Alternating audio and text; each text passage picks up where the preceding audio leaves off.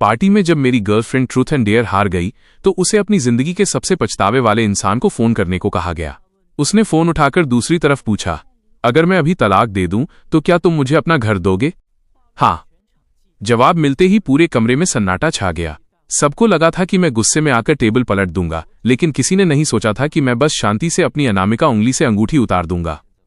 हमने अभी तक कोर्ट मैरिज नहीं की है, इसलिए अभी भी बहुत देर नहीं हुई है। तो चलो ब्रेकअप करते हैं, मैं उसके लिए जगह खाली कर देता हूं। बिना एक शब्द बोले मैं मुड़ा और बाहर निकल गया। रास्ते में मैंने बीजिंग में अपने माता पिता को फोन लगाया।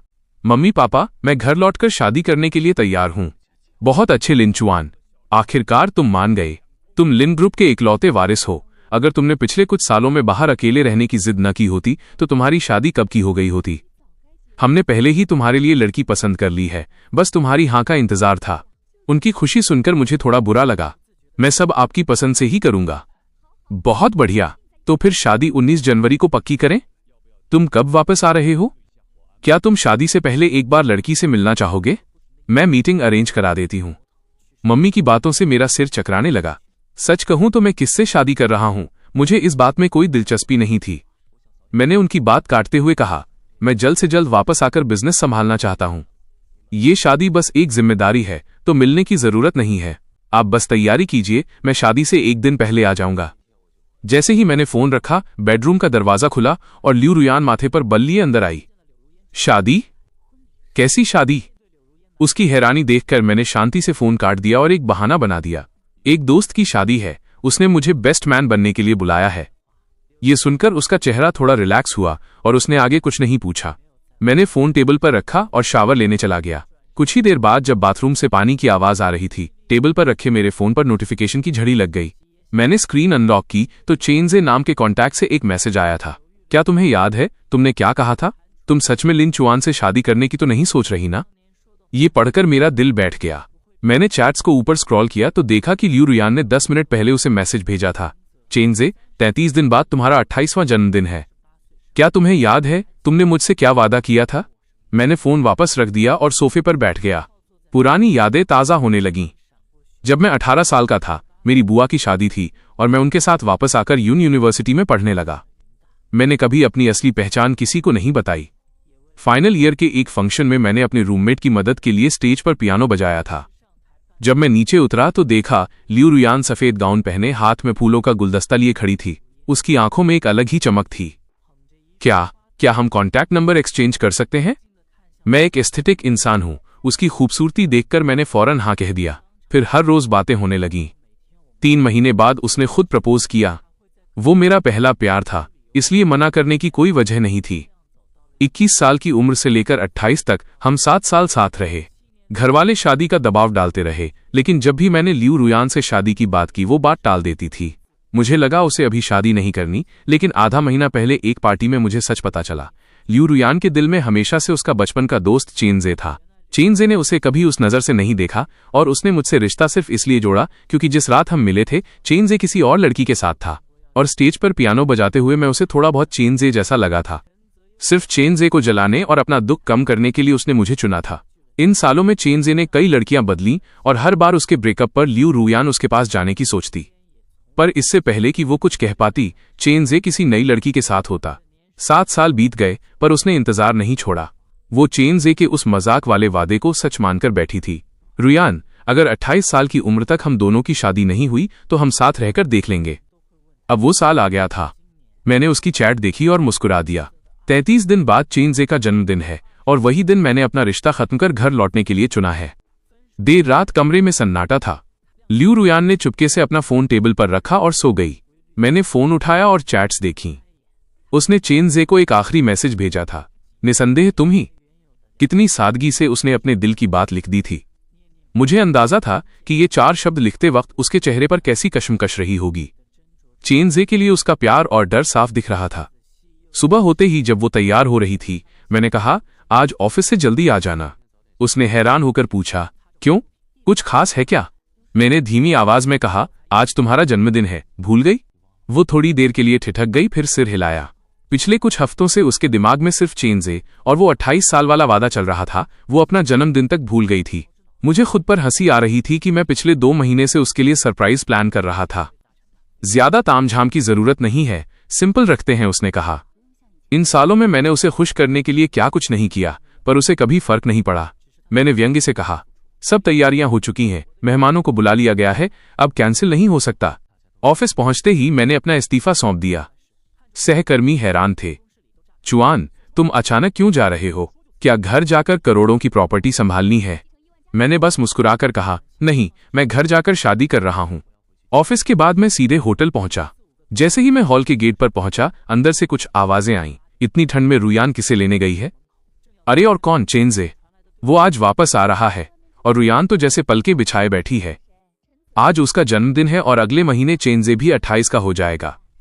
लगता है वो अपना वादा निभाने आया है। सुना है वो आजकल सिंगल भी है। लेकिन अगर वे सच में एक साथ हो गए तो लिन चुआन का क्या होगा? हमने उससे 7 साल तक ये सच छुपाया है। उसे तो ये भी नहीं पता कि चेंजे कौन है, और वो आज भी रुयान से पागलों की तरह प्यार करता है। तो हम क्या कर सकते हैं? रुयान खुद ही चेंजे के प्यार में अंधी हो चुकी है। अगर चेंजे ने अपना वादा निभाने के लिए हाँ कह दिया तो लिन चुआन का कटना 100% तय है। बस उसकी किस्मत खराब है। अच्छा ही है कि उसका कोई बैकग्राउंड नहीं है, तो ब्रेकअप के बाद उसे रफा दफा करना आसान होगा। माना कि इन सालों में उसने हमारे और रुयान के लिए बहुत कुछ किया है, पर हम रुयान की सहेलियां हैं तो साथ तो उसी का देंगी। जब ब्रेकअप होगा तो हम रुयान को विलन नहीं बनने देंगे। उसकी तरफ से हम खुद जाकर उसे कुछ गाड़ियां या घर दे देंगे। आखिर 7 साल का सेटलमेंट भी तो करना होगा। मैं बाहर खड़ा सब सुन रहा था। मुझे आधा घंटा पहले जैसा दर्द नहीं हो रहा था, बल्कि अब हंसी आ रही थी। लियू रुयान मुझसे ब्रेकअप करना चाहती है और अपनी सहेलियों को मुझे हैंडल करने के लिए भेज रही है। मैं पिछले 7 साल से आखिर किस तरह के रिश्ते में था? खैर, अफसोस बस इस बात का है कि इस बार छोड़ने की पहल मेरी तरफ से होगी। तभी कुछ वेटर्स ड्रिंक्स लेकर आए। मैं पीछे हट गया और जैसे ही दरवाजा खुला, अंदर की बातें अचानक बंद हो गईं, जैसे कुछ हुआ ही न हो। मैं मुस्कुराते हुए अंदर गया और सबसे हालचाल पूछने लगा। तभी लियू रुयान एक अजनबी लड़के के साथ अंदर आई। उसकी कदकाठी मुझसे काफी मिलती जुलती थी। मैं बिना किसी एक्सप्रेशन के उसे देखता रहा। रुयान उसे पूरे ग्रुप से मिलवाते हुए आखिर में मेरे पास आई। उसने हिचकिचाते हुए कहा, लिन चुआन, ये मेरा बचपन का दोस्त है, चेंजे। फिर थोड़ी देर रुककर बोली, और चेंजे, ये मेरा एक नॉर्मल दोस्त है, लिन चुआन। रुयान को लगा था कि मैं भड़क जाऊंगा, लेकिन मेरा रिएक्शन उसकी उम्मीद से बिल्कुल अलग था। मैंने बस एक गहरी नजर उस पर डाली और 2 कदम पीछे हटकर उनसे दूरी बना ली। मेरे चेहरे पर एक हल्की मुस्कान थी। हेलो मिस्टर चेन, मैं रुयान का बस एक मामूली दोस्त हूं। इंट्रोडक्शन के बाद पार्टी फिर से शुरू हो गई। चेंजे काफी मिलनसार था। वो सबके साथ घुल मिल गया। खेल खेल में जब उसके हाथ बिजी थे तो उसने इशारा किया और रुयान ने बिना सोचे अपने कांटे से उसे तरबूज खिलाया। चेंजे ने भी बड़े आराम से खा लिया और रुयान के ग्लास से ही रेड वाइन पी ली। मैं कुछ मीटर दूर बैठा देख रहा था कि रुयान उसी ग्लास को हाथ से नहीं छोड़ रही थी और जानबूझकर वहीं से पी रही थी जहां चेंजे के होंठ लगे थे। वो काफी नशे में लग रही थी। फिर भी केक कटिंग का टाइम आया। सबने बर्थडे सॉन्ग गाया और मोमबत्तियां जलाईं। मैंने खुद जाकर केक टेबल आगे बढ़ाई। 28 नंबर की मोमबत्ती देखकर रुयान ने अपना सिर झटककर नशा उतारने की कोशिश की। उसकी नजरें पूरे कमरे में घूमी और फिर चेंजे पर टिक गईं। इस साल मैं कोई विश नहीं मांगूंगी, बल्कि एक सवाल पूछूंगी, उसने चेंजे की आंखों में झांकते हुए कहा। अजय, तुम भी 28 के होने वाले हो, क्या तुम्हारी कोई गर्लफ्रेंड है? कमरे में सन्नाटा छा गया। चेंजे थोड़ा हैरान हुआ और बोला, अभी तो कोई नहीं है। अगले ही पल वहां शोर मच गया। उसकी सहेलियां खुशी से चिल्लाने लगीं और नशे में धुत रुयान को घेरकर नाचने लगीं। मैं चुपचाप बैठा एक अनजान दोस्त का रोल प्ले करता रहा। रात के 12 बजते ही पार्टी खत्म हुई। जब सब चले गए तो मैंने रुयान को सहारा देकर कार में बिठाया। वो नशे में मेरे कंधे पर सिर रखकर अपनी दबी हुई बातें बोलने लगी। वह रोते हुए कह रही थी, प्लीज मत जाओ, मेरे पास रुक जाओ। बाकी सब ठीक है, पर मैं क्यों नहीं? मैंने तुम्हारा सालों इंतजार किया है। ड्राइवर को लगा कि वो मुझसे कह रही है। उसने हंसकर कहा, भाई, आपकी गर्लफ्रेंड आपसे बहुत प्यार करती है। मैंने बस हल्की मुस्कान के साथ जवाब दिया, वो चेंजे से प्यार करती है और मैं चेंजे नहीं हूं। अगली सुबह जब रुयान का नशा उतरा तो उसे बीती रात की धुंधली यादें सताने लगीं। उसने सफाई देते हुए कहा, लिन चुआन, कल क्लब पहुंचते ही मुझे बहुत पिला दी गई थी। मैंने जो भी बकवास की उसे सीरियसली मत लेना। मुझे उम्मीद नहीं थी कि उसे सब याद होगा और न ही इतने घटिया बहाने की उम्मीद थी। पर मैंने शांति से उसका साथ दिया और कहा, कोई बात नहीं, मैं समझता हूं। मेरी खामोशी और कल की नॉर्मल दोस्त वाली बात याद करके उसे घबराहट होने लगी। उसने बात बदलने के लिए कहा, कल मैं सबके साथ बिजी थी और तुम्हें टाइम नहीं दे पाई। क्या तुम नाराज हो? चलो आज शाम को डेट पर चलते हैं। मैंने सीधा जवाब दिया, शाम को मैं बिजी हूं, नहीं आ पाऊंगा। मेरे इनकार ने उसे और भी जिद्दी बना दिया। आखिर में मुझे हाँ कहना पड़ा। शाम को मैं तैयार होकर निकल ही रहा था कि मेरे पुराने कलीग किन हाउ का मैसेज आया। लिन चुआन, क्या तुमने अपनी गर्लफ्रेंड को ऑफिस छोड़ने के बारे में नहीं बताया? वो यहां आई थी और काफी गुस्से में लग रही है। मैसेज पढ़ते ही रुयान का फोन आ गया। उसकी आवाज फोन में गूंज रही थी, तुम्हारे कलीग कह रहे हैं कि तुमने जॉब छोड़ दी है और तुम शादी करने वाले हो। इससे पहले कि मैं कुछ कहता वो चिल्लाने लगी, मैंने तुम्हें पहले ही कहा था कि मेरा अभी शादी का कोई इरादा नहीं है। मुझे समझ आया कि वो सोच रही है कि मैं जॉब छोड़कर उस पर शादी का दबाव बना रहा हूं। मैंने शांति से कहा, कलीग्स की बातों को सीरियसली मत लिया करो। मैंने बस थककर ब्रेक लेने के लिए जॉब छोड़ी है। मेरी बात सुनकर वो थोड़ी शांत हुई। उसने पूछा, तुम कहाँ हो? मैं आऊं क्या? मैं उसे एड्रेस बताने ही वाला था कि पीछे से किसी के हंसने की हल्की आवाज आई जो बिल्कुल चेनज़े जैसी थी। मैंने अपना जवाब बदल दिया और कहा, नहीं, जरूरत नहीं है। फोन कट गया। काली पड़ती स्क्रीन को देखकर मैं खुद पर हंसा। अगर वो सच में आना चाहती तो फोन इतनी जल्दी नहीं काटती। वो बस रस्म पूरी कर रही थी और मैं बेवकूफों की तरह उसे सच मान बैठा था। मैं रेस्टोरेंट पहुंचा। वेटर मुझे टॉप फ्लोर के केबिन में ले गया। वहां टेबल खानों से भरी थी पर रुयान गायब थी। वेटर ने बताया, मैडम ने 10 मिनट पहले ही ये सब ऑर्डर किया है। उन्हें कोई जरूरी काम आ गया, इसलिए वो शायद देर से आएंगी। मैंने मुस्कुराकर खुद से कहा, जरूरी काम? पक्का चेनज़े के साथ होगी। उसके लिए तो उसके साथ बिताया हर पल सबसे जरूरी काम ही होता है। मैं अंदर गया। वेटर ने डिशेज के नाम बताए। टेबल सी फूड से भरी थी। मैंने वेटर से कहा, ये सब हटा दो। यूरोप में सालों तक यही खाया है और अब मुझे इससे नफरत है। वेटर हिचकिचाया, सर मैडम ने पेमेंट कर दी है और ये काफी महंगा है, हम रिफंड नहीं कर पाएंगे। मैंने अपना कार्ड निकाला और उसे देते हुए कहा, मुझे पता है, ये सब हटाओ और नया ऑर्डर लो, मैं पे कर सकता हूं। डिनर खत्म होने तक रुयान नहीं आई। मैंने भी इंतजार नहीं किया, बिल भरा और घर चला गया। मैं अभी आधे रास्ते ही पहुंचा था कि कुछ मैसेज आ गए। लिन चुआन, क्या तुम आज रात बाहर कहीं रुक सकते हो? अजय अचानक देश वापस आ गया है। पुराने घर की साफ सफाई नहीं हो पाई तो वो वहां नहीं रह सकता। बेचारा ठंड में काफी परेशान हो गया है और उसका पेट भी कुछ ठीक नहीं है। उसे देखभाल की जरूरत है। क्या मैं उसे आज रात यहां रुकने के लिए कह दूं? एक तरफ चेनज़े का ख्याल रखना और दूसरी तरफ उसे हमारे रिश्ते के बारे में पता चलने से बचाना वाकई दिलचस्प है। इस बार मेरा मूड लियू रुयान की नौटंकी में साथ देने का बिल्कुल नहीं था। मैंने सीधा उससे पूछा, वो तुम्हारा दोस्त है ना? तो हमारा रिश्ता छुपाना क्यों है और आखिर कब तक छुपाती रहोगी? मैसेज भेजने के काफी देर बाद जवाब आया। रुयान ने कोई सफाई नहीं दी, बस एक तारीख लिख दी, 18 जनवरी। अगर पहले की बात होती तो मुझे समझ नहीं आता कि उसने यही दिन क्यों चुना, पर अब मैं जानता हूं कि 18 तारीख चेनज़े का जन्मदिन है। अगर उस दिन चेनज़े ने अपना वादा निभाया और उसके साथ आने को मान गया तो वो बिना सोचे समझे मुझसे ब्रेकअप कर लेगी, और अगर चेनज़े ने मना कर दिया तो वो अपनी हार मानकर मुझसे शादी की बात करेगी और प्यार का नाटक शुरू कर देगी। अगर रिजेक्ट हो गई तो मेरे जैसा परमानेंट बॉयफ्रेंड तो है ही, वो सब कुछ एक मजाक कहकर टाल देगी। आगे बढ़ना हो या पीछे हटना, उसने हर तरफ से खुद को सेफ कर लिया था। मुझे उसकी अक्ल पर तरस भी आ रहा था और हैरानी भी, पर अब मैं उसकी लाइफ का बैकअप प्लान बनकर नहीं रहना चाहता था। मैंने कोई रिप्लाई नहीं किया, फोन बंद किया और एक होटल पहुंच गया। सोने से पहले मैंने थोड़ी ड्रिंक की और सो गया। अगले दिन दोपहर को जब नींद खुली और मैंने फोन ऑन किया तो मैसेज की बाढ़ आ गई थी। ज्यादातर रुयान के थे और कुछ उसकी सहेलियों के। हेलो, कहाँ हो तुम? फोन क्यों नहीं उठा रहे? मैसेज का जवाब क्यों नहीं दे रहे? डराओ मत यार, रुयान तुम्हें ढूंढते ढूंढते कल रात से पागल हो रही है। इन इल्जामों को पढ़कर मुझे हंसी आई। फोन बंद करके सोना क्या डराना होता है, और वैसे भी वो सब जानते हैं कि चेनज़े रुयान की जान है। उसे मेरी फिक्र कब से होने लगी। मैं सोच ही रहा था कि रुयान का फोन आ गया। उसका लहजा काफी खराब था। लिन चुआन, अजय बस एक रात के लिए यहां रुकने आया है, क्या इसके लिए इतना गुस्सा होना जरूरी है? अगर तुम खुश नहीं भी थे तो नाराजगी जताने का ये तरीका सही नहीं है। मुझे अब सफाई देने में कोई दिलचस्पी नहीं थी, इसलिए बहाना मार दिया। कोई नाराजगी नहीं है, फोन की बैटरी खत्म हो गई थी इसलिए बंद हो गया। पहले होता तो रुयान यकीन कर लेती, पर आज उसने शक जताते हुए पूछा, ऐसा क्यों? पहले तो तुम हमेशा अवेलेबल रहते थे, फिर कल रात ही फोन क्यों बंद हुआ? उसका सवाल सुनकर मैं सुन रह गया और पुरानी बातें याद आने लगीं। कुछ साल पहले एक रात रुयान के पेट में दर्द हुआ। उसने सेक्रेटरी को फोन मिलाया, पर गलती से मुझे लग गया। मैं उसी वक्त उठा और उसके लिए दवाइयां लेकर पहुंचा। पिछले साल जब वो विदेश गई थी, टाइम जोन अलग होने की वजह से उसने मुझे रात के 3-4 बजे फोन करके एक फाइल ढूंढने को कहा। मैं नींद में होते हुए भी उठा और सीसीटीवी फुटेज चेक करके उसकी मदद की। 3 महीने पहले मेरा अपेंडिक्स का ऑपरेशन हुआ था। होश आते ही उसका मैसेज आया कि उसे मिल्क टी पीनी है और मैंने नर्स से रिक्वेस्ट करके उसे भिजवाई। एक एक करके ऐसी कई बातें याद आईं जो इस बात का सबूत थीं कि मैंने उसे कितना चाहा था। पर अफसोस, मैं चाहे जो कर लूं उसे कभी कुछ नहीं दिखा। ये सोचते ही मेरी आवाज में थोड़ी कड़वाहट आ गई, शायद इसलिए क्योंकि मैं डरता था कि जब तुम्हें मेरी जरूरत हो मैं वहां न हूं। पर कल तुम्हें मेरी जरूरत नहीं थी। मेरी बात सुनकर रुयान को अंदर तक झटका लगा। 7 साल के रिश्ते में मैंने हमेशा उसकी बात मानी थी। हम कभी नहीं लड़े, उसने कभी कुछ नहीं छुपाया या मैंने कभी पूछा नहीं, और मैंने हमेशा उसका ख्याल रखा।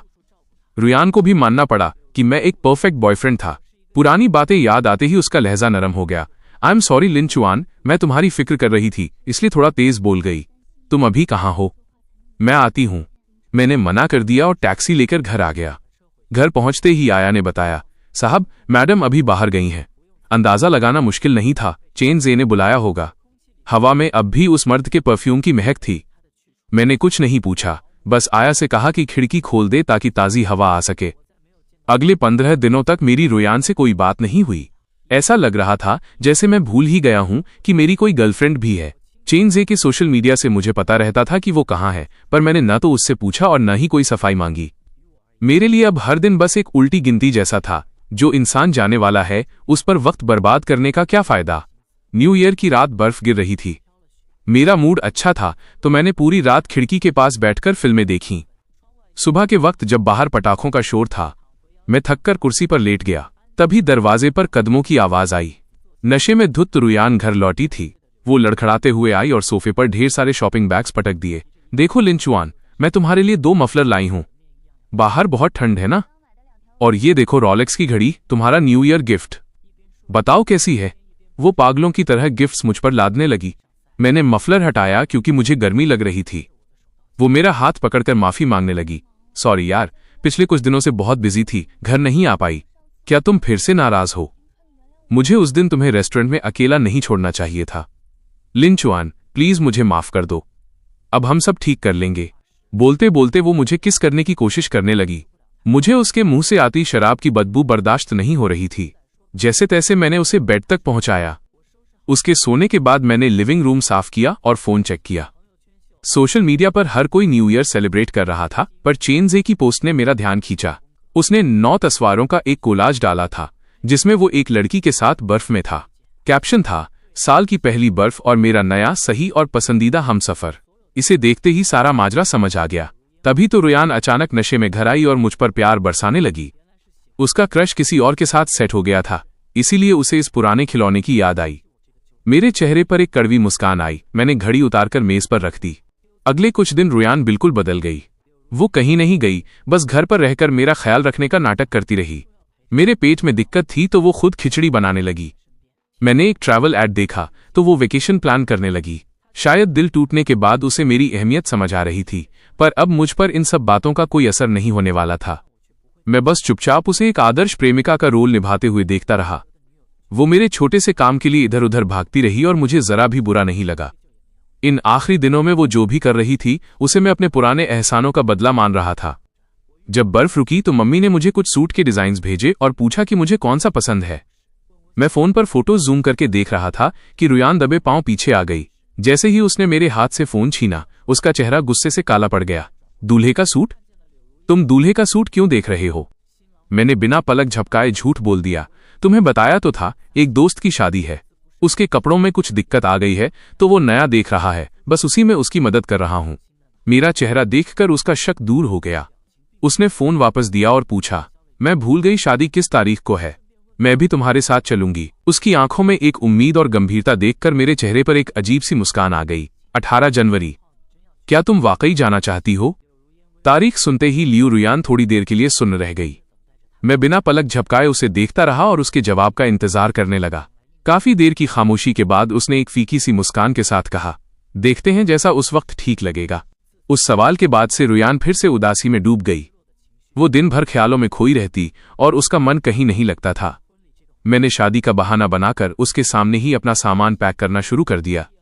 ग्रेजुएशन के बाद इस अपार्टमेंट में रहते हुए मुझे 6 साल हो गए थे।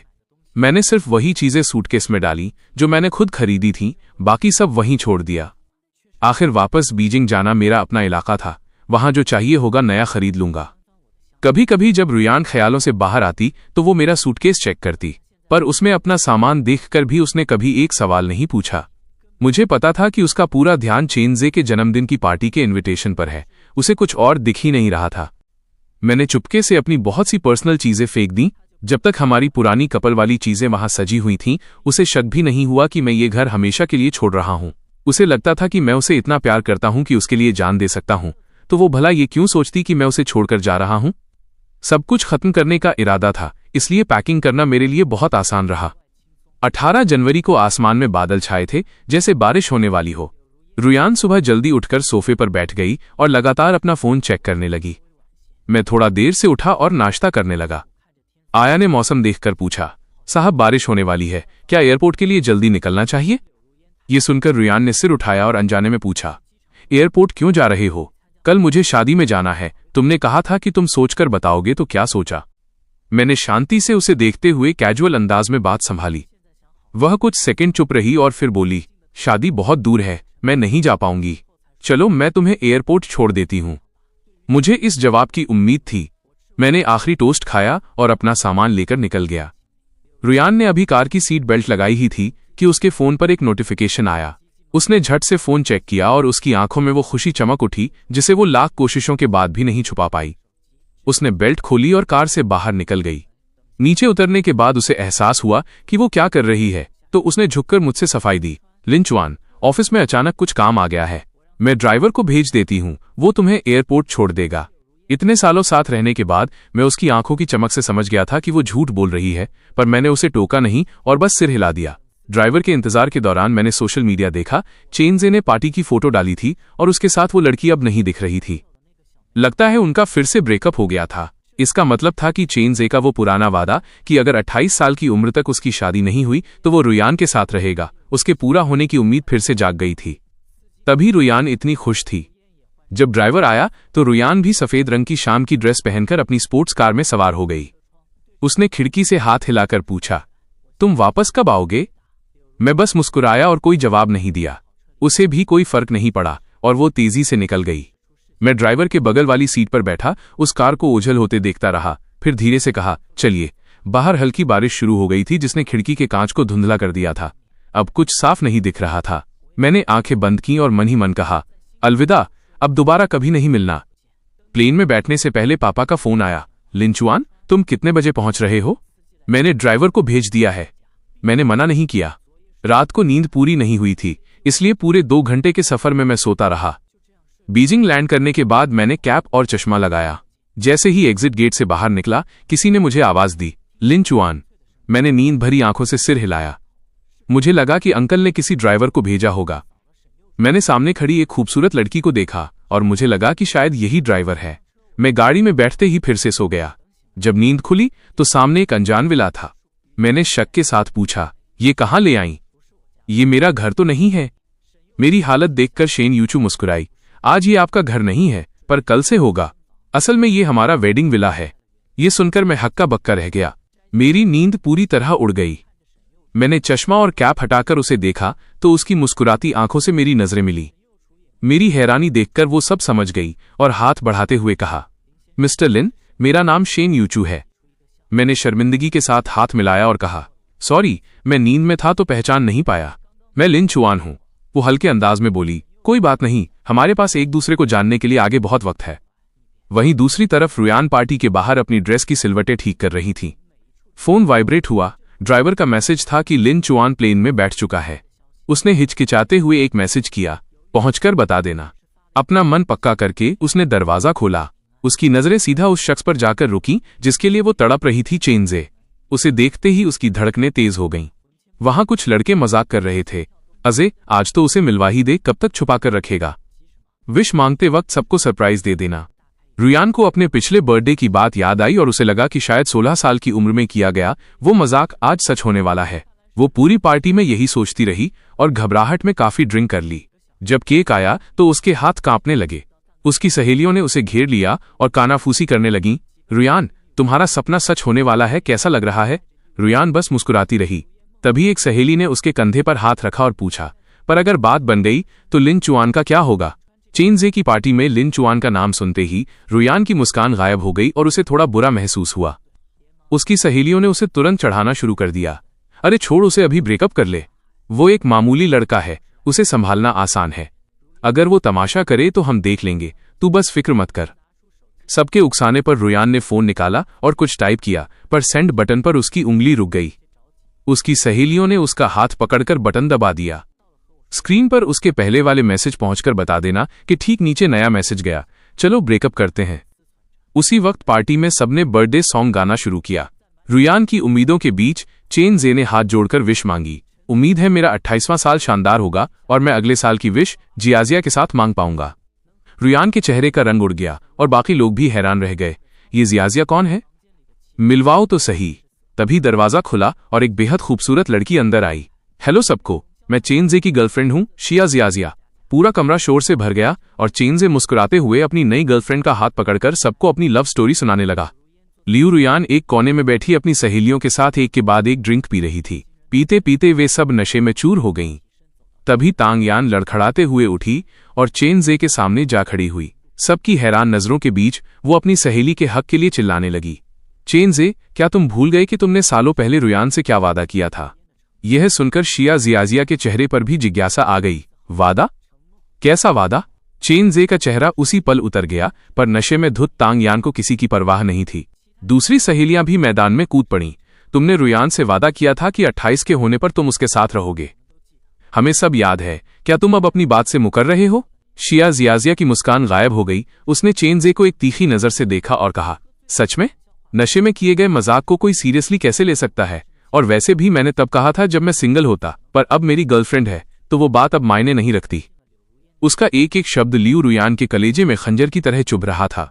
उसने अपना सीना पकड़ लिया जहां बेइंतहा दर्द हो रहा था और सोफे का सहारा लेकर खड़ी हुई। सबकी नजरों के सामने वो पागलों की तरह हंसने लगी। हाँ, सब गलत है। तुम्हारे पास गर्लफ्रेंड है तो मेरे पास भी बॉयफ्रेंड है। सब मजाक था, बस एक मजाक। उसकी बातों से जियाजिया के चेहरे पर फिर से सुकून आ गया।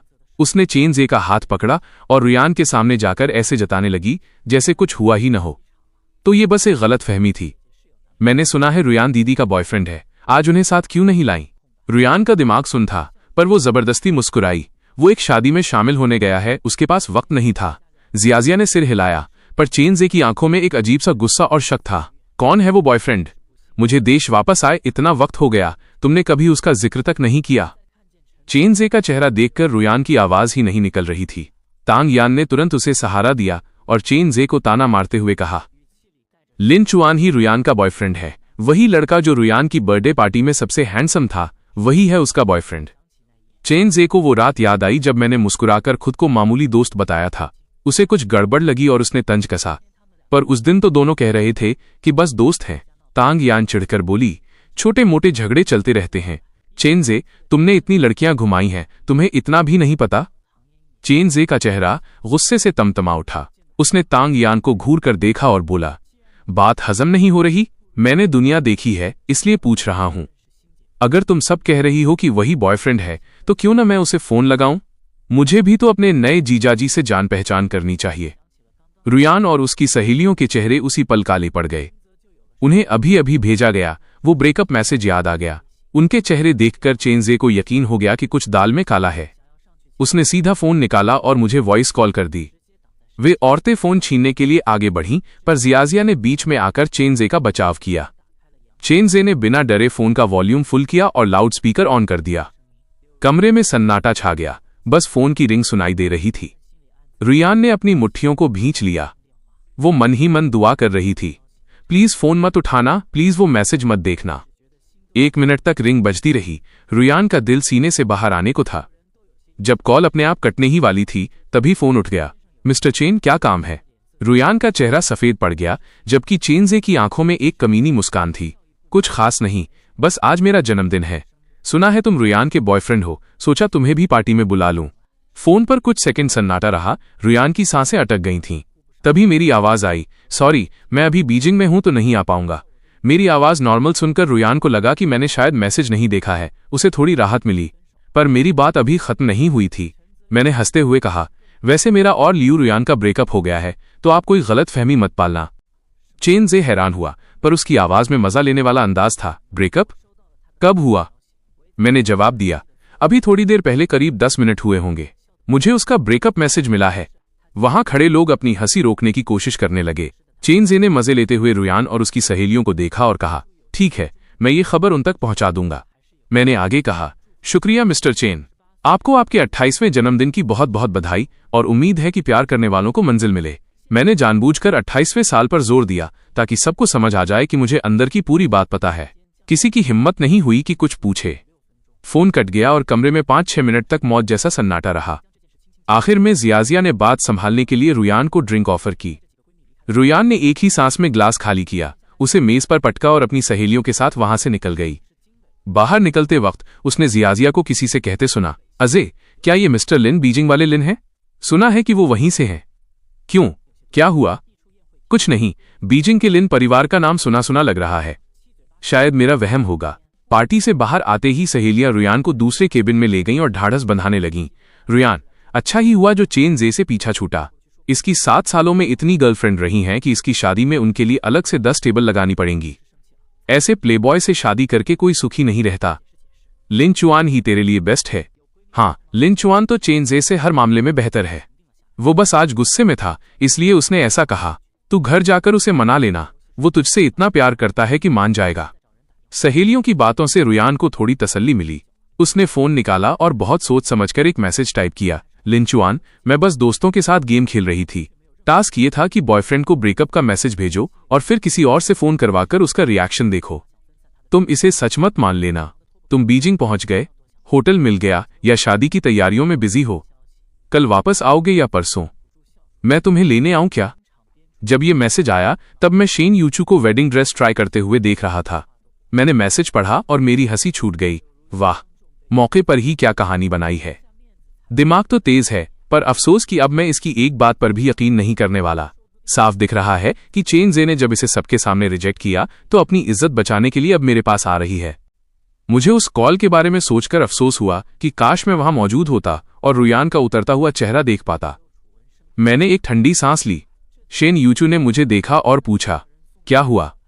क्या ये ड्रेस अच्छी नहीं है? मैं दूसरी मंगवाती हूं। नहीं, ड्रेस बहुत अच्छी है, बस शादी की वजह से एक अच्छा तमाशा देखने से चूक गया, उसी का अफसोस है। तमाशा? कैसा तमाशा? मुझे बताओगी? मेरा मन तो था बताने का, पर होने वाली पत्नी के सामने एक्स गर्लफ्रेंड की बातें करना ठीक नहीं था। मैंने बात घुमाते हुए कहा, अरे कुछ नहीं, शंघाई के कुछ पुराने दोस्त किसी के बर्थडे पर कुछ गड़बड़ कर बैठे हैं, बस वही था। चलो हम अपनी शादी की तैयारियों पर ध्यान देते हैं।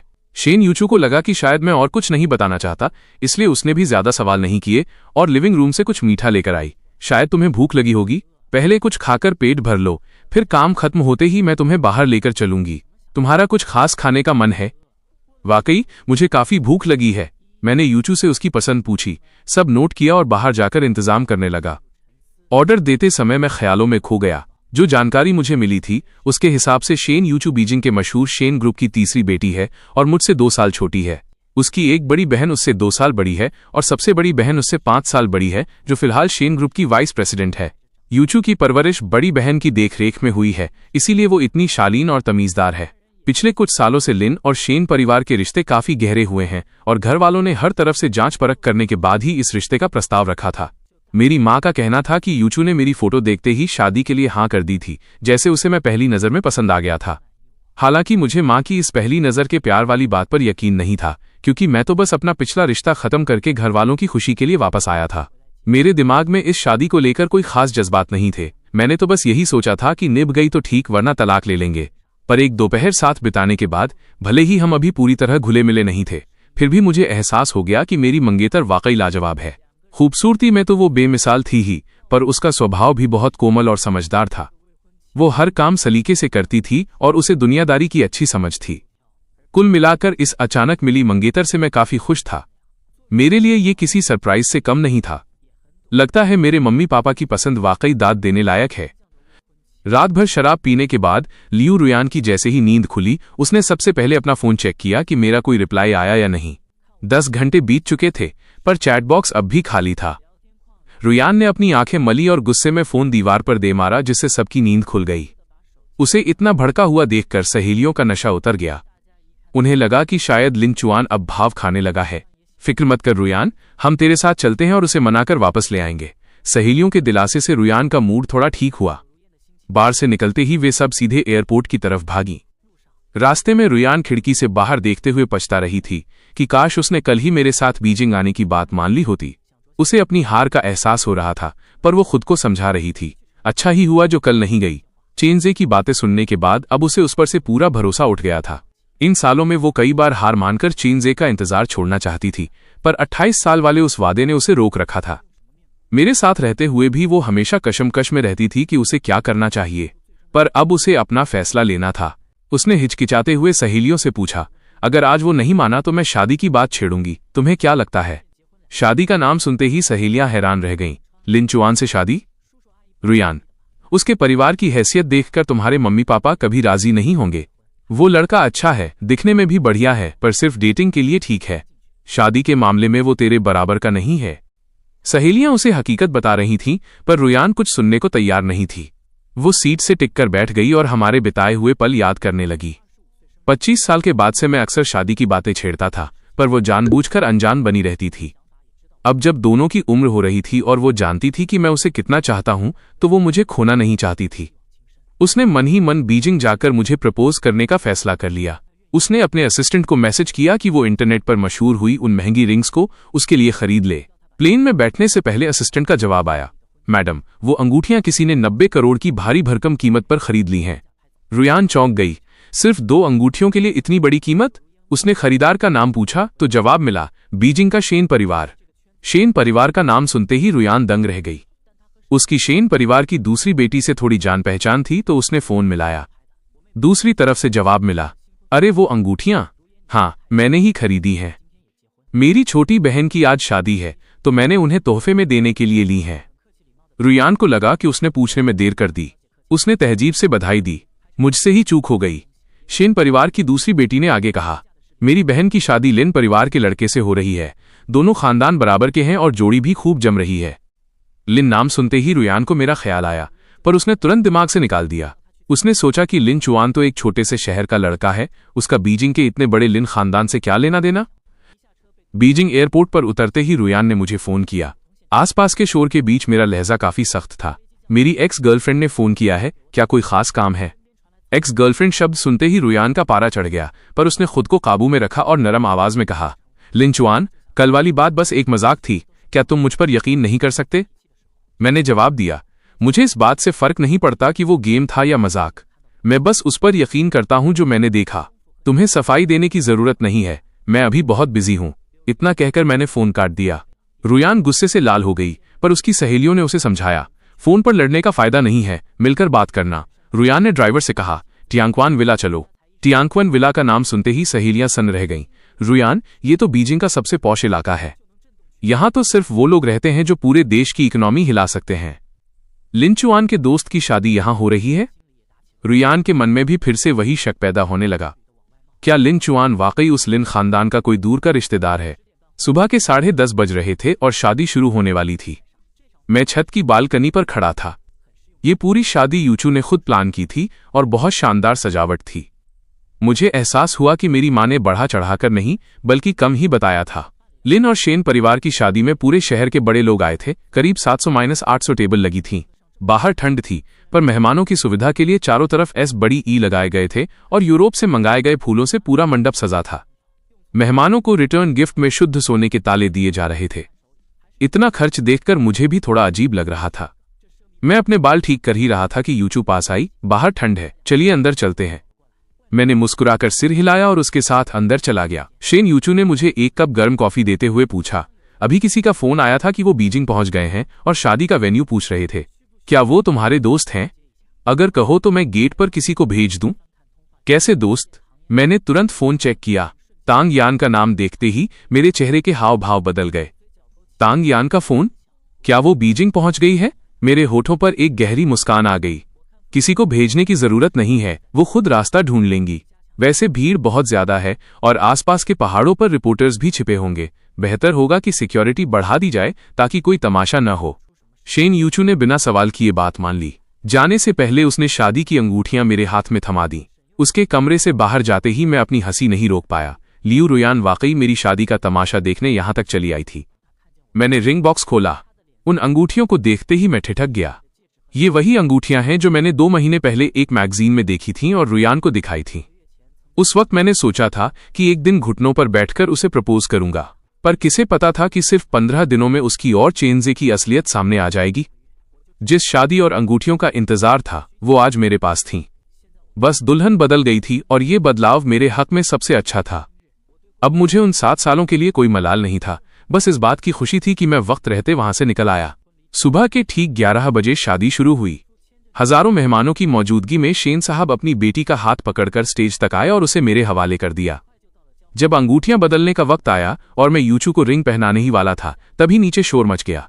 मैंने मुड़कर देखा, वहां लियू रुयान थी। वो पागलों की तरह सिक्योरिटी गार्ड्स को धक्का देकर आगे बढ़ रही थी। उसकी सहेलियां भी मेरा नाम चिल्लाते हुए पीछे पीछे आ रही थीं। इस हंगामे ने सबका ध्यान खींच लिया। मेहमानों की फुसफुसाहट और नजरों के बीच मैं बिल्कुल शांत खड़ा रहा। रुयान के चेहरे पर गुस्सा और हैरानी साफ थी। मैंने यूचू से माफी मांगते हुए कहा, ये शंघाई के कुछ पुराने दोस्त हैं, क्या मैं कुछ मिनट लेकर इन्हें समझा सकता हूं? यूचू ने हिचकिचाते हुए सिर हिलाया। मैंने गार्ड्स को इशारा किया कि उन्हें छोड़ दें। मैं दूल्हे के लिबास में रुयान के सामने खड़ा था। उसने चीखते हुए पूछा, तुमने कहा था कि तुम दोस्त की शादी में जा रहे हो, क्या वो दोस्त तुम खुद थे? मैंने हंसी दबाते हुए कहा, अक्सर जब लोग कहते हैं कि मेरा एक दोस्त है तो उनका मतलब खुद से ही होता है। रुयान गुस्से से कांप रही थी। क्या इसीलिए तुमने मुझसे छुपकर शादी कर ली? छुपकर? रुयान, लिन और शेन परिवार की शादी की खबरें 1 महीने से इंटरनेट पर हैं। क्या तुम आजकल ऑनलाइन नहीं रहती? लिन शेन शब्द सुनते ही रुयान ने झटके से दुल्हन की तरफ देखा। यूचू का चेहरा उसकी बड़ी बहन जैसा था, जिसे रुयान पहचानती थी। उसकी आंखें फैल गईं और वो हकलाने लगी, शेन, यूचू की शादी लिनचुआन से हो रही है, तो फिर लिनचुआन कौन है? उसके पीछे खड़ी तांग यान भी चीख पड़ी, लिनचुआन, तुम बीजिंग के लिन परिवार से हो। मैंने शांति से अपना परिचय दिया। सही पहचाना, मैं बीजिंग लिन ग्रुप का वारिस हूं। लिन आग्नेय और ये सीयिंग, ये सीइंग का इकलौता बेटा। शेन यूचू का पति। अब भी कोई शक है? वहां सन्नाटा छा गया। शंघाई में ये लड़कियां रईस होंगी, पर राजधानी बीजिंग में लिन और शेन परिवार के सामने उनकी कोई हैसियत नहीं थी। काफी देर बाद रुयान ने लड़खड़ाती आवाज में पूछा, तुमने पहले क्यों नहीं बताया? तुमने भी तो बहुत कुछ छुपाया था रुयान, जैसे वो 28 साल वाला वादा। मेरा जवाब सुनकर उसका चेहरा सफेद पड़ गया। वो सफाई देने की कोशिश करने लगी, लिनचुआन, मैं चेन्जे को भूल नहीं पाई थी, पर इन 7 सालों में। उसकी बात बीच में ही काटते हुए शेन यूचू ने गार्ड से कहा, इन्हें बाहर ले जाइए। फिर उसने मेरा हाथ थामकर बड़े प्यार से कहा, लिनचुआन, अभी इन बातों का वक्त नहीं है। शादी के बाद हम इन्हें अलग से खाने पर बुला लेंगे, मेहमान इंतजार कर रहे हैं। मैं यूचू के इस फैसले से हैरान था। पियानो की धुन फिर से गूंज उठी। हमने अंगूठियां बदलीं और फूलों की बारिश के बीच ये रस्म पूरी हुई। सूरज की रोशनी यूचू के खूबसूरत चेहरे पर चमक रही थी। मैंने पीछे मुड़कर नहीं देखा और अपने नए भविष्य की ओर कदम बढ़ा दिए। रात को जब थकान उतरी तो मैंने यूचू से बात करने का सोचा। आज जो कुछ हुआ, क्या तुम उसके बारे में कुछ पूछना चाहती हो? यूचू ने अपनी आंखें पोंछते हुए मुझे देखा। अगर तुम बताना चाहो तो मेरे पास बहुत सवाल हैं। अगर नहीं बताना चाहो तो कुछ नहीं पूछना। मैं दंग रह गया। मुझे एहसास हुआ कि यह लड़की वाकई खास है। तुम्हें डर नहीं लगा कि उन लोगों के साथ मेरा क्या रिश्ता था या आगे क्या होगा? यूचू शांति से बोली, जिज्ञासा और डर दोनों हैं, पर वो अब जरूरी नहीं है। जरूरी यह है कि हमारी शादी हो गई है और अब हम साथ हैं। तुम जो भी शेयर करोगे मुझे खुशी होगी, अगर नहीं करोगे तो भी मैं समझ सकती हूं। जो बीत गया उस पर अब क्या पछताना। उसकी समझदारी देखकर मुझे लगा कि मुझे अब कुछ नहीं छुपाना चाहिए। स्टेज पर जो थी वो मेरी एक्स गर्लफ्रेंड थी। हम 7 साल साथ थे। मैं उससे शादी करना चाहता था, पर उसे कोई और पसंद था। जब मुझे सच पता चला तो मैं बीजिंग वापस आ गया। मम्मी पापा शादी के लिए दबाव बना रहे थे तो मैंने हाँ कह दी। उसे मेरी असलियत नहीं पता थी, इसलिए वो यहां तमाशा करने आ गई। यूचू ने मुस्कुराकर पूछा, कल ब्रेकअप और आज शादी, ये थोड़ा जल्दबाजी नहीं हो गई? मैंने बेफिक्री से कहा, शायद, पर हमारी शादी तो एक बिजनेस डील है। दुनिया के सामने हम पति पत्नी रहेंगे, इतना काफी है। यूचू के चेहरे पर एक फीकी मुस्कान आई। तो तुम्हें फर्क नहीं पड़ता कि तुम्हारी पत्नी कैसी है? ज्यादा नहीं, मेरा मकसद बस लिन ग्रुप को संभालना है। ये सुनकर यूचू का दिल थोड़ा बैठा, पर उसने सिर हिला दिया। उधर रुयान और उसकी सहेलियों को गार्ड्स ने घसीटकर विला से बाहर निकाल दिया था। उनकी सारी रईसी मिट्टी में मिल गई थी। विला की सीढ़ियों के नीचे रिपोर्टर्स खड़े थे जो इस इंटरनेशनल बेइज्जती को कैमरों में कैद करने के लिए तैयार थे। कुछ समझदार रिपोर्टर्स ने लियू रुयान को तुरंत पहचान लिया और चिल्लाते हुए उसकी तरफ भागे। लियू मिस, क्या आप भी शेन मिस और मिस्टर लिन की शादी में इनवाइटेड थीं? आपकी हालत कुछ ठीक नहीं लग रही, क्या अंदर कुछ अनहोनी हुई है? एक रिपोर्टर के पीछे पूरी भीड़ कैमरा और माइक लेकर टूट पड़ी। रुयान का मूड पहले ही खराब था, ऊपर से खुद को इस तरह बेइज्जत होते देख वो आग बबूला हो गई। उसने सामने खड़े रिपोर्टर को धक्का दिया, 2-3 कैमरे पटक कर तोड़ दिए और वहां से निकल गई। उसी रात लियू रुयान द्वारा पत्रकारों से मारपीट की खबर हेडलाइंस में थी। लियू ग्रुप की साख रातों रात मिट्टी में मिल गई और उनके खिलाफ निगेटिव खबरों की बाढ़ आ गई। लियू परिवार ने पैसा पानी की तरह बहाया पर खबरें दब नहीं पाईं। तभी चेनजे का फोन आया। रुयान होटल के कमरे में खुद को बंद करके शराब पी रही थी। हेलो रुयान, मैंने न्यूज में देखा कि शेन परिवार की जिससे शादी हुई है वो लिन चुआन है। क्या वो वाकई लिन खानदान का वारिस है? रुयान ने कड़वाहट से कहा, हाँ है। अब क्या? चेनजे की आवाज में एक लालच भरी चमक थी। जियाजिया ने मुझे बताया कि लियू, तांग, चेन और शिया परिवारों का जो बड़ा जॉइंट प्रोजेक्ट है उसका फाइनल फैसला बीजिंग से होना है। तुमने उसके साथ 7 साल बिताए हैं, क्या तुम उससे बात करके ये प्रोजेक्ट हमें दिलवा सकती हो? रुयान का दिमाग भले ही सुन्न था पर वो पूरी तरह पागल नहीं हुई थी। उसने ठंडी हंसी के साथ कहा, मदद मांगू? वो शेन यूचू से शादी कर चुका है, अब वो मेरी मदद क्यों करेगा? चेनजे ने बेशर्मी से कहा, 7 साल का साथ था यार, कुछ तो पुरानी यादें होंगी ही। तुम कोशिश तो करो। तुम्हारे डैड का अभी फोन आया था, वो कल वाले तमाशे से बहुत गुस्से में हैं। अगर ये प्रोजेक्ट मिल गया तो उनका गुस्सा ठंडा हो जाएगा और वो तुम्हें माफ कर देंगे। रुयान का मन थोड़ा डोला। उसने कोई पक्का वादा तो नहीं किया पर कोशिश करने की बात कहकर फोन रख दिया। उसने बाथरूम जाकर चेहरा धोया ताकि नशा कम हो सके। कुछ देर बाद तांगयान कमरे में आई और वे दोनों उस प्रोजेक्ट को लेकर प्लानिंग करने लगीं। रुयान खिड़की के बाहर बीजिंग की ऊंची इमारतों को देख रही थी। ये प्रोजेक्ट बहुत बड़ा था और बीजिंग से लेकर शंघाई तक की बड़ी ताकतें इसे हथियाना चाहती थीं। उसे पता चला कि इस प्रोजेक्ट की हेड लिन जियाओ हैं, जो मेरी सगी बुआ हैं।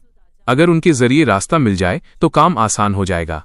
रुयान ने फैसला किया कि वो इस प्रोजेक्ट के बहाने एक बार फिर मुझसे मिलने की कोशिश करेगी। शादी के अगले दिन कोर्ट मैरिज की औपचारिकताएं पूरी करने के बाद मैं सीधा लिन ग्रुप के हेड ऑफिस पहुंचा और वाइस प्रेसिडेंट का पद संभाला।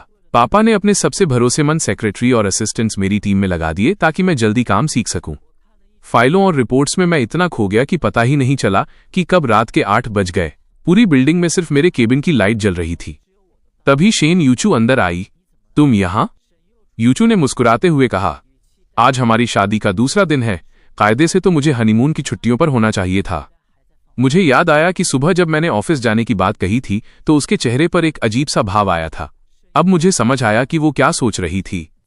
मैंने शर्मिंदा होकर कहा, पहली बार शादी हुई है ना, तो एक्सपीरियंस नहीं था कि ये सब छुट्टियां भी जरूरी होती हैं। वैसे हनीमून और सेलिब्रेशन तो आम कपल्स के लिए होता है, हमारी तो बिजनेस डील है तो शायद इसकी जरूरत नहीं। यूचू की आंखों में एक पल के लिए उदासी दिखी पर उसने तुरंत खुद को संभाल लिया। तुम बिजी हो तो सेलिब्रेशन छोड़ सकते हैं, पर हम पति पत्नी तो हैं ही। क्या लिन वीपी एक डिनर के लिए वक्त निकाल सकते हैं? उसने मजाक में कहा। तो मैं भी मुस्कुरा दिया। हम एक मशहूर वेस्टर्न रेस्टोरेंट पहुंचे। डिनर का वक्त था और हम देर से आए थे, इसलिए केबिन खाली नहीं थे। मुझे भूख लगी थी तो यूचू की मर्जी से हम हॉल में ही खिड़की के पास एक कोने में बैठ गए। यूचू ने मेन्यू मुझे दिया और वहां की मशहूर डिशेस के बारे में बताया। मैंने अपनी पसंद की 4-5 चीजें ऑर्डर की और मेन्यू उसे वापस दिया। यूचू ने अपने लिए कुछ अलग से ऑर्डर नहीं किया। तुम और कुछ नहीं मंगाओगी? मेरा स्वाद शायद तुम्हें पसंद ना आए। उसने सिर हिलाया और मेरी आंखों में देखते हुए कहा, अब हम साथ हैं तो रोज एक ही मेज पर खाना खाएंगे। जो तुम्हें पसंद है मैं भी उसे ट्राई करना चाहती हूं। हमने शादी की है, खुद को बेचा नहीं है। तुम्हें जो पसंद हो या जो कहना हो तुम बेझिझक कह सकते हो। हम हर बात पर चर्चा कर सकते हैं। हर बात पर? क्या हनीमून कैंसिल करने पर भी चर्चा हो सकती है? मुझे लगा वो कुछ बड़ा मांग लेगी, पर उसने फिर से हनीमून की बात छेड़ दी। तुम वाकई जाना चाहती हो? हमने शादी के लिए बहुत मेहनत की है और मैं थोड़ा आराम करना चाहती हूँ। साथ ही दोनों परिवार चाहते हैं कि हम एक दूसरे को जल्दी समझें। हनीमून उसके लिए अच्छा मौका है। तुम्हें क्या लगता है? उसकी ईमानदारी भरी बातों के सामने मेरे सारे बहाने धरे के धरे रह गए। यूचू एक बेहतरीन पत्नी थी जो मेरी हर बात का सम्मान करती थी। हनीमून मेरे लिए भले ही मायने न रखता हो, पर मैं उसका दिल नहीं तोड़ना चाहता था, इसलिए मैंने हाँ कह दी। मेरा जवाब सुनकर वो खिल उठी। लियू रुयान पूरे दिन लिन ग्रुप की बिल्डिंग के नीचे मेरा इंतजार करती रही। जब हम रेस्टोरेंट पहुंचे तो वो भी पीछे पीछे आ गई। वो मुझसे अकेले में बात करना चाहती थी, पर पूरे डिनर के दौरान मैं अपनी सीट से नहीं उठा। मैं और यूचू हंस हंसकर बातें कर रहे थे, एक दूसरे को खाना सर्व कर रहे थे। ये सब देखकर रुयान अंदर ही अंदर जल रही थी। 2 घंटे तक उसके सामने खाना रखा रहा, पर उसने एक निवाला भी नहीं चखा। उसकी नजरें बस मेरे मुस्कुराते चेहरे पर टिकी थीं। जब मैं वॉशरूम जाने के लिए उठा तो रुयान तुरंत मेरे पीछे आई और गैलरी में मुझे रोका। लिन चुआन, तुमने शेन यूचू से शादी के लिए हाँ क्यों की? मैंने मुड़कर देखा, मेरी आंखों में हैरानी थी। जहां तक मुझे याद है, हमारा ब्रेकअप हो चुका है। मैं शादी करूं या न करूं, इससे तुम्हें क्या लेना देना? मेरे इस रूखे बर्ताव से रुयान को लगा कि मैं उसे नीचा दिखा रहा हूं। लिन और शेन परिवार की शादी 1 महीने पहले तय हुई थी। तब हमारा ब्रेकअप नहीं हुआ था, यानी तुमने पहले ही अपना दूसरा इंतजाम कर लिया था। मैंने उसे शांत नजरों से देखा। मैंने 1 महीने पहले ही बीजिंग वापस आकर शादी करने का फैसला कर लिया था, पर तुम्हें बुरा क्यों लग रहा है? तुम 7 साल पहले से चेनजे के लिए मुझसे ब्रेकअप करने की प्लानिंग कर रही थी, तो अगर मैंने 1 महीने पहले अपने भविष्य के बारे में सोच लिया तो इसमें गलत क्या है? रुयान के पास कोई जवाब नहीं था। उसने मुट्ठियां भींच लीं और पछतावे के साथ बोली, मेरे और उसके बीच वैसा कुछ नहीं था जैसा तुम सोच रहे हो। मैं जानती हूं वो मुझे पसंद नहीं करता, पर वो वादा मेरे दिल में एक बोझ बन गया था। मैं तुम्हारे साथ रहना चाहती थी। मैं तो तुम्हें प्रपोज करने वाली थी, रिंग तक ले ली थी। लिन चुआन, क्या तुम मुझ पर एक बार भरोसा नहीं कर सकते? शायद चेनजे ने तुम्हें लात मार दी, इसलिए तुम्हें इस बैकअप की याद आ रही है, मैंने कड़वाहट से कहा। दुख की बात यह है कि मेरी शादी हो चुकी है। रुयान, बेहतर होगा कि तुम चेनजे को ही प्रपोज करो, शायद वो मान जाए।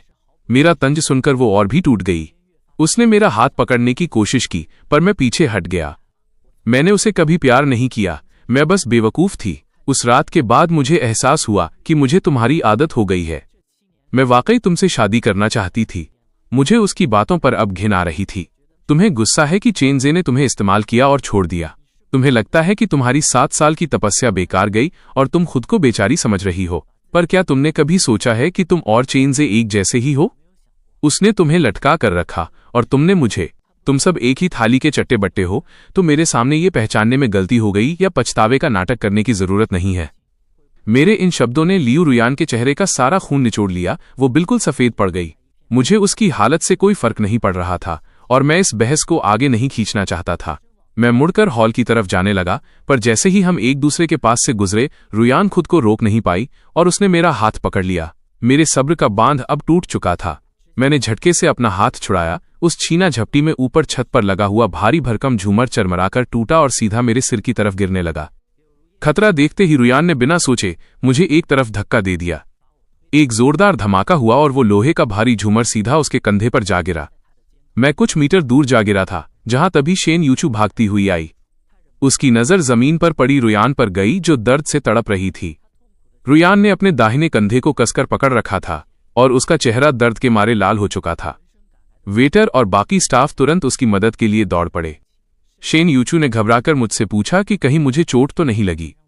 जब उसे यकीन हो गया कि मैं बिल्कुल ठीक हूं, तब उसने राहत की सांस ली और मेरा हाथ थामकर मुझे वहां से ले गई। हम दोनों को साथ जाते देख जमीन पर पड़ी रुयान ने अपने होंठ भींच लिए। वो कुछ कहना चाहती थी, पर उसका गला रुंध गया था। उसने हार मानकर आंखें बंद कर लीं और उसकी यादों में हमारी पुरानी बातें घूमने लगीं। जब उसे पेट में दर्द होता था तो मैं दिन रात उसके पास बैठता था, डॉक्टरों से बात करता था और उसकी हर छोटी जरूरत का ख्याल रखता था। जब उसे कहीं खरोंच आ जाती तो मैं तुरंत अंडा उबालकर उसकी सिकाई करता। जब उसे नींद नहीं आती तो मैं जागकर उसके साथ म्यूजिक सुनता या सूप बनाता। पहले उसकी हर छोटी बात मेरे लिए सबसे बड़ी थी, पर आज उसने मेरी जान बचाने के लिए खुद को घायल कर लिया और मैं बिना मुड़कर देखे किसी और का हाथ थामकर वहां से चला गया। उस पल रुयान को यकीन हो गया कि मैं अब वो लिन चुआन नहीं रहा जो उसे अपनी दुनिया मानता था। अब मैं उसे प्यार नहीं करता था। घर पहुंचने के बाद मेरा मन थोड़ा शांत हुआ। मैं सोफे पर बैठकर चाय पी रहा था और उस हादसे के बारे में सोचकर अब भी थोड़ा डरा हुआ था। मैं यूचू से कुछ कहना ही वाला था कि तभी देखा कि वो फर्स्ट एड बॉक्स लेकर मेरे पैरों के पास बैठ गई है। मुझे कोई चोट नहीं लगी है, तुम ये बॉक्स क्यों लाई हो? मैंने पूछा। यूचू ने कुछ नहीं कहा, बस चुपचाप मेरी एड़ी की तरफ इशारा किया। मैंने देखा तो पता चला कि कांच के एक टुकड़े से वहां एक छोटी सी खरोंच आ गई थी और थोड़ा खून निकल रहा था। यूचू ने रुई में अल्कोहल लगाया और बोली, थोड़ा दर्द हो सकता है। सच कहूं तो इतनी मामूली चोट पर मैं कभी ध्यान भी नहीं देता, इसलिए यूचू को इतना फिक्रमंद देखकर मुझे थोड़ी झिझक हुई। इतनी छोटी सी चोट तो अपने आप ठीक हो जाती है, तुम बेकार में परेशान हो रही हो। मेरे इतना कहते ही जैसे ही उसने जख्म पर अल्कोहल लगाया, मेरे मुंह से सिसकारी निकल गई। साफ करने के बाद उसने वहां बैंडेड लगा दिया और कहा, मैं अभी वाटरप्रूफ कवर मंगवा देती हूँ। अगले 2 दिन नहाते वक्त ध्यान रखना कि जख्म में पानी न जाए, और बाहर जाना हो तो सिर्फ सैंडल ही पहनना। मैं बचपन से ही बुआ के पास रहा, फिर 4 साल कॉलेज और 6 साल का रिश्ता हमेशा अकेला ही रहा। ये पहली बार था जब कोई मेरी इतनी छोटी सी चोट के लिए इतनी बड़ी तैयारी कर रहा था।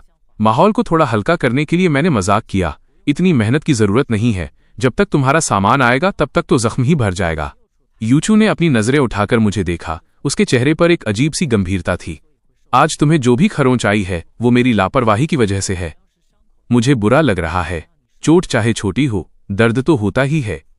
मैं नहीं चाहती कि इतना सब होने के बाद तुम्हें जरा सी भी तकलीफ हो। शायद मैं थोड़ी ज्यादा फिक्र कर रही हूं, पर सावधानी में कोई बुराई नहीं है। मेरी बात मान लो। उसकी आवाज में इतनी सच्चाई और उसकी आंखों में जो हल्का सा पछतावा था, उसने मेरे दिल के तारों को छेड़ दिया। मेरा दिल जोर से धड़कने लगा। मैं उसकी आंखों में नहीं देख पाया और बस सिर हिलाकर हाँ कह दी। यूचू के जाने के बाद तांग यान का फोन आया।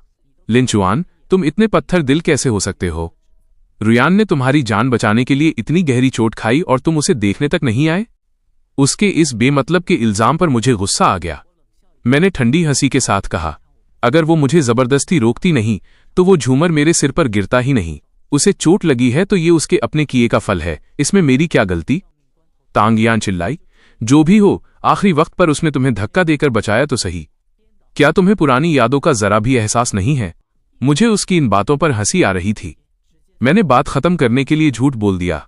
मेरा भी मन था आने का, पर मेरे पैर में भी गहरी चोट आई है और मैं अभी चल नहीं सकता। फोन पर सन्नाटा छा गया। फिर उसने गला साफ करते हुए नरम आवाज में कहा, ठीक है, अगर नहीं आ सकते तो कोई बात नहीं, पर एहसान तो चुकाना होगा। मैंने सुना है 1 महीने बाद यूनिडाओ प्रोजेक्ट की लॉन्चिंग पार्टी है। तुम बस अपने सेक्रेटरी से कहकर हमारे लिए कुछ इनविटेशन कार्ड्स भिजवा दो तो समझो हिसाब बराबर। तो ये था इनका असली मकसद। मैं मन ही मन हंसा और हाँ कह दिया। फोन रखने के बाद मैंने बुआ को मैसेज करके इस प्रोजेक्ट के बारे में पूछा और कुछ इनविटेशन कार्ड्स का इंतजाम करने को कहा। अगले कुछ दिनों तक शेन यूचू साई की तरह मेरे साथ रही। पहले तो मैं उसे अपने काम पर ध्यान देने को कहता, पर वो हर बार हनीमून की छुट्टियों का बहाना बनाकर रुक जाती। धीरे धीरे मुझे उसकी आदत होने लगी। काम में कोई भी दिक्कत आती तो वो अपनी राय देती जो वाकई काम की होती थी। देर रात जब मैं ऑफिस का काम करता वो अपना लैपटॉप लेकर पास बैठ जाती और अपना काम करती। अगर उसे कहीं बाहर जाना होता तो वो मुझे बताकर जाती। छुट्टियों में वो मुझे डेट पर ले जाती और बीजिंग की नई नई जगहों से रूबरू कराती। आधा महीना बीत गया और नया साल लूनर न्यू ईयर आ गया। लिन और शेन परिवार ने तय किया कि इस बार सब साथ मिलकर त्योहार मनाएंगे। घर में हजारों बातें हो रही थीं, पर सबकी सुई हम दोनों पर ही टिकी थी। मेरी माँ ने बड़े प्यार से हम दोनों को देखा और कहा, लिनचुआन की जिद बिल्कुल अपनी बुआ जैसी है। ग्रेजुएशन के बाद मैंने इसे कितना कहा कि बीजिंग आ जा, पर ये नहीं माना। मैं तो हार मान चुकी थी। यूचू बेटा, अगर ये कभी जिद करे तो थोड़ा संभाल लेना। सबके सामने अपनी बुराई सुनकर मुझे थोड़ा बुरा लगा। मैं सफाई देने ही वाला था कि यूचू ने एक छिला हुआ संतरा मेरे हाथ में रखा और मुस्कुराकर बोली, माँ, आप गलत समझ रही हैं। लिनचुआन जिद्दी नहीं बल्कि बहुत स्वाभिमानी और समझदार हैं। मुझे यकीन है कि वो बुआ के साथ मिलकर लिन परिवार की जिम्मेदारियों को बखूबी निभाएंगे।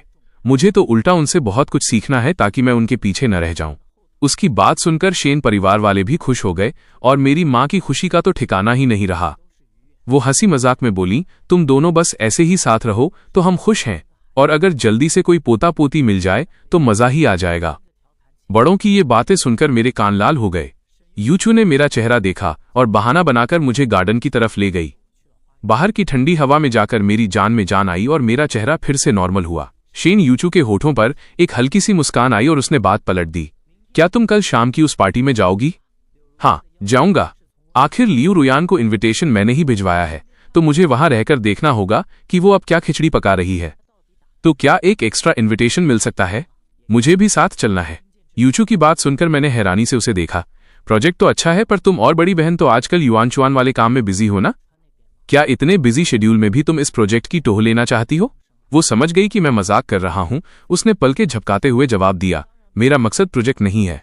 त्योहारों का सीजन है और मैं खाली हूं, तो सोचा तुम्हारे साथ थोड़ा घूम लूंगी। मैंने मुस्कुराकर सिर हिलाया।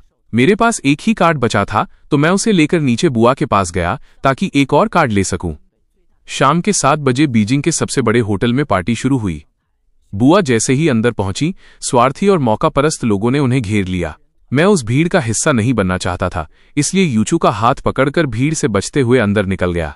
हम दोनों वहां किसी काम से नहीं बल्कि बस घूमने आए थे, तो आराम से हॉल में टहलते हुए वाइन और खाने का लुत्फ उठाने लगे। दूसरी मंजिल पर खड़ी लियू रुयान हाथ में शैंपेन का ग्लास लिए रेलिंग से टिकी थी। उसकी नजर मुझ पर पड़ी, जो यूचू के कान में कुछ फुसफुसा रहा था। इस 1 महीने में उसने खुद को बहुत समझाया था और उसे समझ आ गया था कि मैं अब उसकी पहुंच से बाहर हूं। मैं लिन खानदान का वारिस था और मेरी पत्नी शेन परिवार की बेटी रुयान जानती थी कि वो हम दोनों में से किसी से भी टक्कर नहीं ले सकती। पर हमें इतना करीब और खुश देखकर उसकी जलन फिर से जाग उठी और उसका चेहरा गुस्से से काला पड़ गया। तभी चेनजे ने भी हमें देख लिया। उसकी आंखों में लालच चमक उठा। वो शिया जियाजिया का हाथ पकड़कर नीचे की तरफ भागा।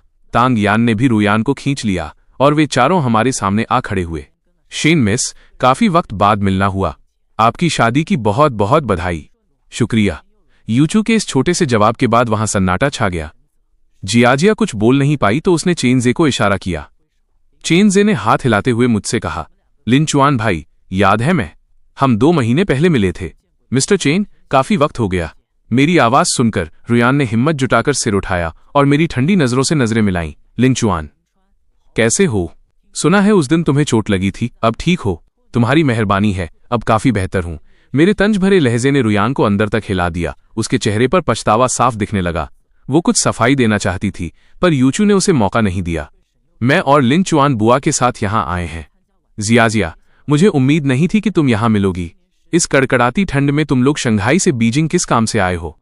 यूचू की बात सुनते ही तांग यान ने जियाजिया को कोहनी मारी।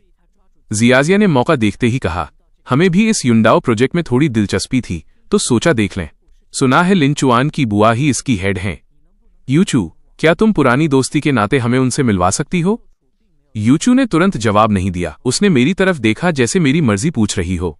हमने आंखों ही आंखों में इशारा किया और मैंने कहा, मदद तो करना चाहता हूं, पर आप देख ही रहे हैं कि बुआ अभी बहुत बिजी हैं, शायद अभी मिलना मुमकिन नहीं होगा। तीनों समझ गए कि मैंने साफ मना कर दिया है। वे ज्यादा बहस नहीं करना चाहते थे, इसलिए औपचारिकता निभाकर चले गए। सिर्फ लियू रुयान वहीं खड़ी रही जैसे कुछ कहना चाहती हो। मैंने उसे इग्नोर किया और यूचू को लेकर आगे बढ़ गया, पर वो किसी साए की तरह हमारे पीछे पीछे चलने लगी। पहले हॉल, फिर दूसरी मंजिल और फिर गार्डन तक। जब आसपास कोई नहीं था तो यूचू मुड़ी और शांत आवाज में बोली, मिस लियू, आप काफी देर से मेरा और मेरे पति का पीछा कर रही हैं, क्या कुछ कहना है? रुयान को अपनी गलती का एहसास हुआ और उसने हकलाते हुए बहाना बनाया, सॉरी, मैंने थोड़ी ज्यादा पी ली है, रास्ता भटक गई थी। इस घटिया बहाने पर यूचू को हंसी आ गई, पर उसका लहजा बर्फ जैसा ठंडा था। एक बार भटकना तो समझ आता है, पर हमेशा के लिए मत भटक जाना। लिनचुआन शायद पुरानी यादों की कद्र करते हों, पर मेरा लियू परिवार से कोई रिश्ता नहीं है। मेरे लिए तुम बस एक अजनबी हो। इस सीधी धमकी ने रुयान के पैरों तले जमीन खिसका दी। वो जानती थी कि अगर यूचू ने ठान लिया तो लियू परिवार का शंघाई से नामो निशान मिट सकता है। वह अपने परिवार की किस्मत दांव पर नहीं लगा सकती थी, इसलिए खामोशी से वापस हॉल में चली गई। वहां चेनजे बुआ को घेर कर खड़ा था। लिन मैम, आपका भतीजा मेरा दोस्त है, आप उनकी खातिर ही सही हमारे साथ एक ड्रिंक तो ले सकती हैं? मुझे जैसे ही ये सुनाई दिया, मैं समझ गया कि गड़बड़ होने वाली है। मैं भीड़ चीरते हुए आगे बढ़ा, पर मेरे पहुंचने से पहले ही बुआ ने सिक्योरिटी को बुला लिया था। पूरी पार्टी में सन्नाटा छा गया। बुआ ने कड़क आवाज में कहा, आज की पार्टी प्रोजेक्ट के लिए है, किसी सिफारिश या शॉर्टकट के लिए नहीं।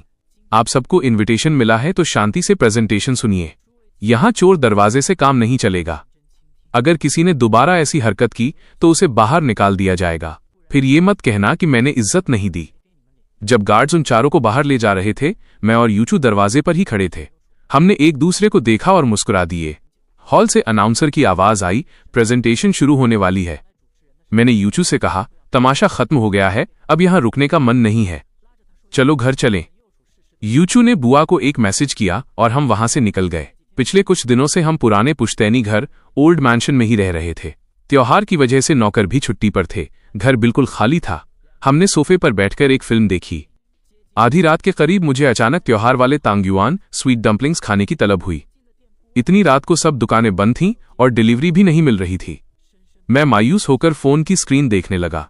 मेरी उदासी देखकर यूचू मुस्कुराई। वो किचन में गई और अलमारी से चावल के आटे का पैकेट निकाल लाई।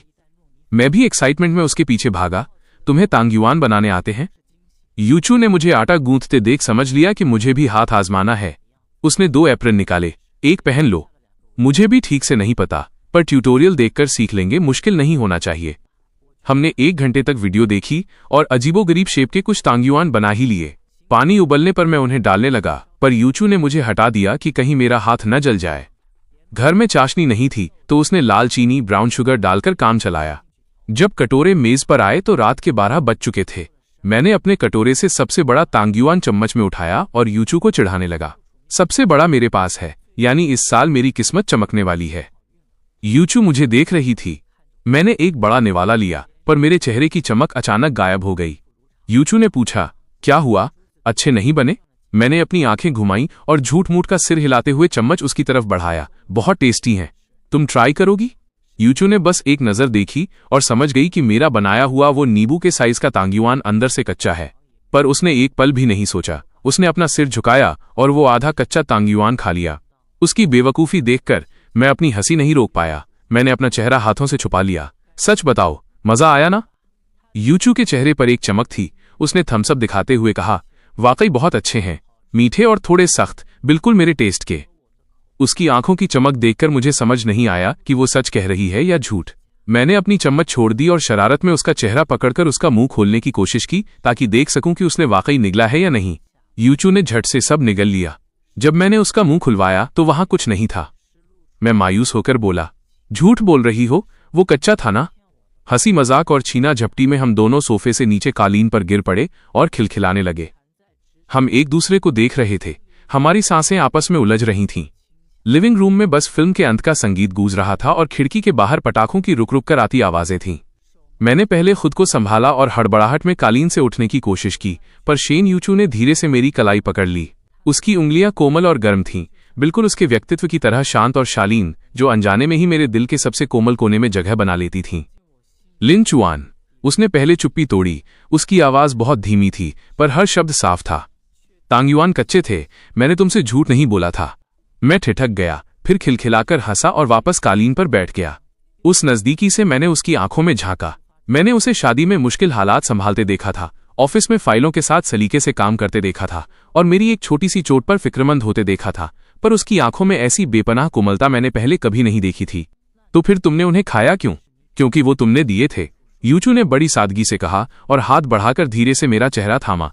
सच तो यह है कि मैं तुम्हें पसंद करती हूं, और जितना तुम जानते हो उससे कहीं पहले से। उसने आगे कहा, बहुत सालों पहले से। मेरी हरकतें अचानक थम गईं। मेरी आंखों की मुस्कान अभी गायब नहीं हुई थी, पर अब उनमें हैरानी भर गई थी। मुझे हमेशा लगता रहा कि ये शादी परिवारों की पसंद और बराबरी का मामला थी। मैंने कभी नहीं सोचा था कि इस जल्दबाजी में हुई शादी के पीछे करीब 10 साल पुराना कोई राज छिपा होगा। शेन यूचू ने मेरी हैरानी देखी और मुस्कुरा दी। वह अपने दिल में बरसों से दबाकर रखा वो राज उस इंसान को सुनाने लगी जिसका उसने बहुत इंतजार किया था। जब तुम 18 साल के थे, तुम्हारी बुआ शादी करने के लिए देश वापस आई थीं। मैं अपने परिवार के साथ उस दावत में गई थी। उस दिन पूरा हॉल मेहमानों से भरा था। बीजिंग के बड़े बड़े लोग लिन परिवार से मेल जोल बढ़ाने में लगे थे। सिर्फ तुम थे जो एक कोने में चुपचाप बैठे अपनी बुआ का वो वाद्य यंत्र इंस्ट्रूमेंट ठीक कर रहे थे जिसे उन्हें स्टेज पर बजाना था। तुम्हारी उंगलियां जब तारों पर थीं और तुम्हारी नजरें झुकी हुई थीं, तब खिड़की से आती धूप भी जैसे तुम पर ही ठहर गई थी। उस वक्त मैंने सोचा था कि कोई इंसान इतना सादगी भरा और अपनी धुन का पक्का कैसे हो सकता है, जिसकी आंखों में इतनी शांति और मासूमियत हो। उस दिन के बाद से मैं हमेशा तुम्हें दूर से देखती रही। मुझे पता था कि तुमने बीजिंग की ऐशो आराम वाली जिंदगी छोड़कर युंडा यूनिवर्सिटी में पढ़ने का फैसला किया। मुझे पता था कि तुमने कॉलेज के फंक्शन में परफॉर्म किया और सब तुम्हें कितना पसंद करने लगे। मुझे ये भी पता था कि तुम एक बहुत लंबे रिश्ते में हो और तुमने अपनी सारी कोमलता और सब्र किसी और पर न्योछावर कर दिया है। उसकी आवाज शांत थी, पर उसमें एक हल्का सा दर्द छिपा था। मैं सिर्फ तुम्हें दूर से देख सकती थी। पास आने की न तो हिम्मत थी और न ही कोई हक। मैं बस सोशल मीडिया पर तुम्हारी पसंद नोट कर लेती और दूसरों से तुम्हारे बारे में जो कुछ सुनने को मिलता उसे दिल में संजो लेती। तुम्हें किसी और को 7 साल तक प्यार करते देखा और उन 7 सालों में मैंने तुम्हारा इंतजार किया। इसीलिए जब तुम्हारी मम्मी मेरे पास शादी का प्रस्ताव लेकर आई तो मैंने 1 सेकंड भी नहीं सोचा। मैं कभी लिन ग्रुप के वारिस से शादी नहीं करना चाहती थी, न ही मुझे किसी बिजनेस पार्टनर की तलाश थी। शुरू से आखिर तक मेरा मकसद सिर्फ तुम थे, लिन चुआन। उसने अपनी नजरें उठाईं और मेरी कांपती हुई नजरों से मिला दी। उसकी आंखों में इतनी मोहब्बत थी कि जैसे छलक जाएगी। मैंने 10 साल इंतजार किया ताकि मुझे एक बार हक से तुम्हारे पास खड़े होने और तुम्हारा ख्याल रखने का मौका मिल सके। मेरी धड़कनें बेकाबू हो गईं और आंखों में नमी छा गई। 7 साल के उस पिछले रिश्ते में मैं हमेशा देने वाला और इग्नोर किया जाने वाला इंसान था। मुझे लगता था कि मेरी वफादारी की किस्मत में सिर्फ धोखा लिखा है, पर मैंने कभी नहीं सोचा था कि कोई ऐसा भी है जिसने मुझे बिना बताए मेरी हर छोटी बात को दिल में जगह दी और 10 साल तक मुझसे खामोश मोहब्बत की। आज मुझे उन सब इत्तफाकों का जवाब मिल गया था। उसे पता था कि मैं सी फूड नहीं खाता, उसे पता था कि देर रात काम करते वक्त मुझे शहद वाला गर्म पानी चाहिए, उसे पता था कि मेरे शांत स्वभाव के पीछे एक जिद्दी और संवेदनशील इंसान छिपा है। ये कोई कुदरती बात नहीं थी, उसने सालों तक मेरे बारे में एक एक बात याद की थी। मैंने धीरे से उसे अपनी बाहों में भर लिया, जैसे डर हो कि कहीं ये कोई सपना न हो। मैंने अपना सिर उसके बालों पर टिकाया और रुंधे हुए गले से कहा, यूचू, मुझे माफ कर देना, मैं आने में बहुत देर कर दी।